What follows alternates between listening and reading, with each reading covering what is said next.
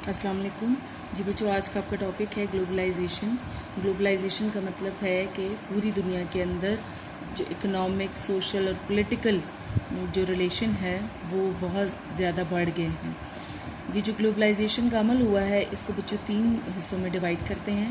पहला जो फेज़ है इसको 1817 से 1913 का टाइम पीरियड है। ये वो टाइम पीरियड है जिसके बीच में बहुत नई नई डिस्कवरीज़ हुई और ख़ास तौर पर कम्युनिकेशन, ट्रांसपोर्टेशन के अंदर नई चीज़ें आने की वजह से ट्रेड एक्टिविटी पूरी दुनिया के अंदर बेतहाशा बढ़ गई।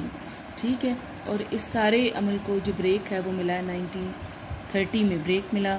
ठीक है, जब एक ओवर प्रोडक्शन की सिचुएशन देखने में आई दुनिया के अंदर और फिर ये अमल रुक गया, ग्लोबलाइजेशन का अमल किसी हद तक रुक गया और फिर वर्ल्ड वॉर शुरू हो गई। ठीक है, और उसके फिर वर्ल्ड वॉर के ख़ात्मे के बाद जो है 1944 के अंदर ब्रिटेन वुड्स जो था वो इंस्टीट्यूशन कायम किया गया, जिसमें अमेरिका और कनाडा, ऑस्ट्रेलिया और बरतानिया ने मिलकर अपना एक अलग से मॉनेटरी सिस्टम कायम किया और उस के नतीजे में बहुत ज़्यादा चेंजेस आए। ये टाइम पीरियड था 1945 से लेकर 1970 का।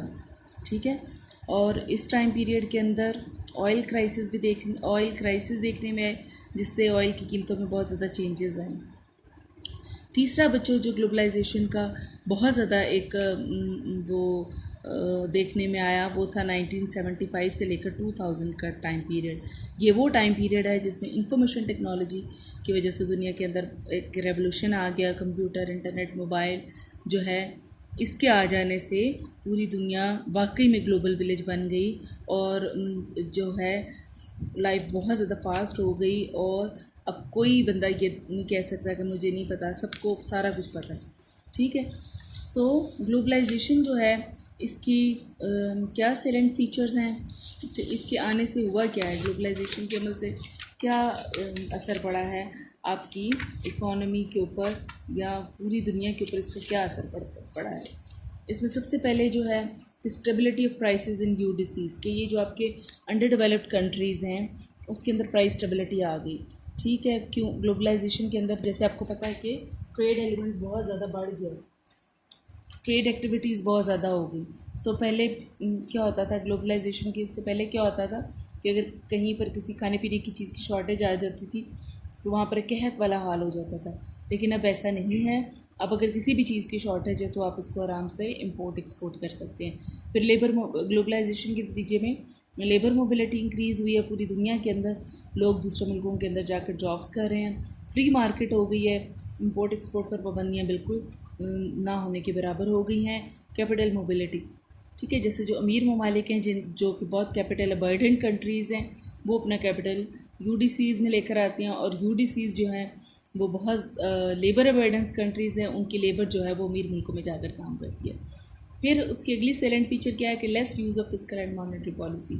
ठीक है, क्योंकि बहुत ज़्यादा दूसरे ममालिक से ताल्लुकात भी बढ़ गए हैं तो गवर्नमेंट का जो रोल है वो किसी हद तक पहले से कम हो गया है, जिसकी वजह से मॉनेटरी और फिस्कल पॉलिसी की अफेक्टिविटी कम हो गई है। ठीक है, और क्यों कम हो गई है, क्योंकि गवर्नमेंट कम इंटरफेयर कर सकती है चीज़ों को, और बहुत सारी चीज़ें हैं जो इकोनॉमिक सिस्टम को इफ़ेक्ट कर रही होती हैं। प्राइवेटाइजेशन का अमल शुरू हो गया है कि गवर्नमेंट के जो डिपार्टमेंट्स हैं वो कम हो गए हैं, मतलब आप कैपिटलिज्म के ज़्यादा करीब आते चले जा रहे हैं और प्राइवेटाइजेशन हो, मतलब जो जितने भी जो इदारे हैं वो प्राइवेट सेक्टर के पास जाते जा रहे हैं। फिर क्या फ्रीडम ऑफ एक्सप्रेशन है, आप देखते हैं कि न्यूज़ के ऊपर हर तरह की खबर आप देखते हैं। ठीक है, फ्रीडम ऑफ एक्सप्रेशन है, मीडिया लिबरलाइजेशन है, मीडिया बड़ा आज़ाद है, जो उसका दिल करता है वो कह सकता है। फिर improvement in life and goods, लोगों का मयार ज़िंदगी पहले से बहुत ज़्यादा इम्प्रूव हुआ है। ठीक है, जैसे अगर जो 20 साल पहले जो चीज़ें आपकी ज़रूरत ज़िंदगी में शामिल नहीं थी वो अब शामिल हैं, और इस साथ ही साथ जो चीज़ों के स्टैंडर्ड में भी बेहतरी आई है क्योंकि दूसरों मुल्कों से भी आराम से आपके मुल्क में चीज़ें आती हैं।